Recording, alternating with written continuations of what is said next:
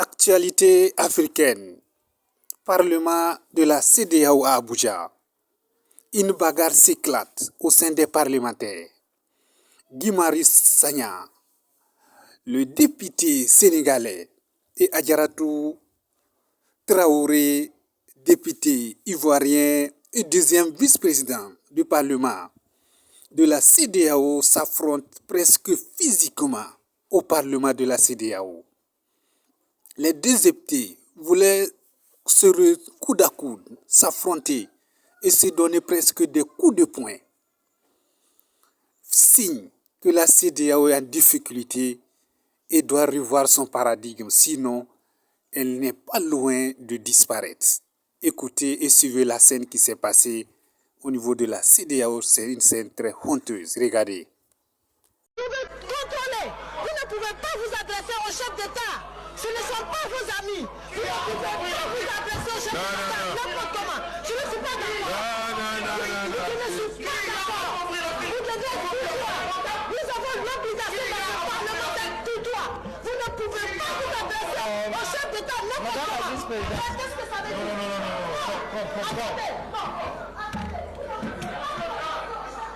Dans les 33 derniers pays du classement d'indice de développement humain, du PNUD, dans ces 33 derniers pays, il y a 13 pays de la CEDEAO.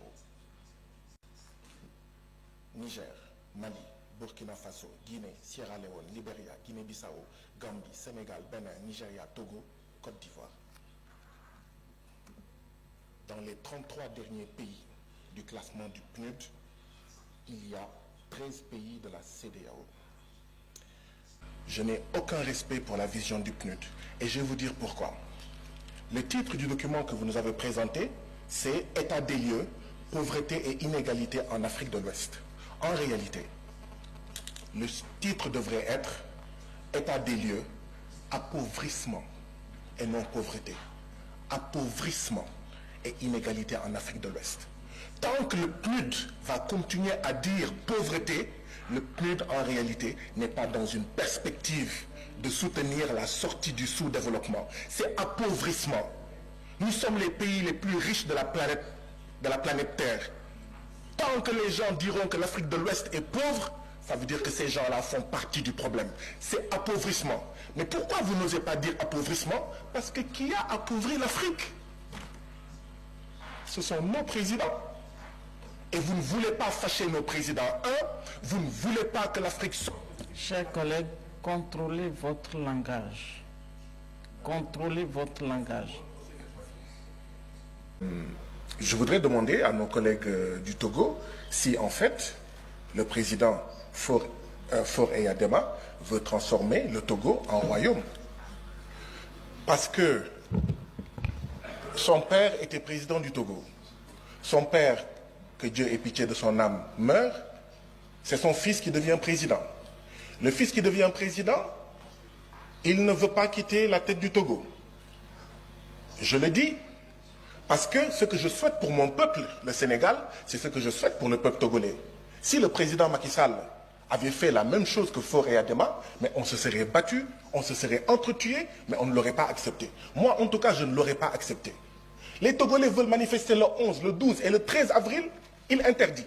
Depuis des mois, depuis des années, Faure Eyadema interdit les manifestations. Il se prend pour qui? Il y a deux jeunes Togolais. Chers collègues, nous sommes au Parlement. Si vous voulez adresser des critiques, faites-le avec le respect.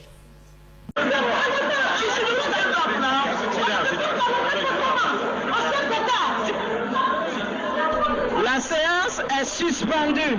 Ce samedi 20 juillet 2024, une altercation a eu lieu au Parlement de la CEDEAO, après que le député sénégalais Guy Marius Sagna a vivement critiqué les chefs d'État de la sous-région ouest africaine, les accusant d'être à l'origine de l'appauvrissement de l'Afrique de l'Ouest. Ces propos ont déclenché un affrontement avec la vice-présidente du Parlement de la CEDEAO, la députée ivoirienne Adjaratou Traoré. Récemment élue deuxième vice-présidente du Parlement de la CEDEAO, Adjaratou Traoré est également la chef de la délégation des parlementaires ivoiriens à la CEDEAO. Depuis le début de la première session ordinaire du Parlement de la CEDEAO, Guy Marius Sagna n'a cessé de critiquer les dirigeants ouest-africains, notamment Faure Gnassingbé, Patrice Talon et Alassane Ouattara. Ces critiques ont culminé dans un affrontement direct avec Adjaratou Traoré, vice-présidente du Parlement. L'honorable Guy Marius Sagna.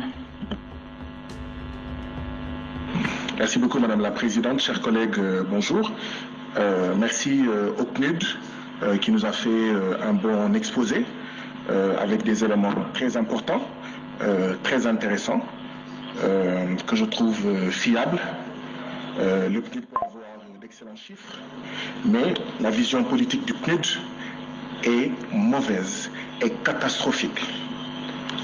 Si les chiffres du PNUD, je peux avoir du respect pour eux, je n'ai aucun respect pour la vision du PNUD. Et je vais vous dire pourquoi. Le titre du document que vous nous avez présenté, c'est « État des lieux, pauvreté et inégalité en Afrique de l'Ouest ».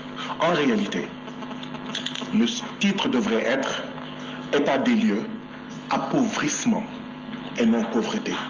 Appauvrissement et inégalité en Afrique de l'Ouest.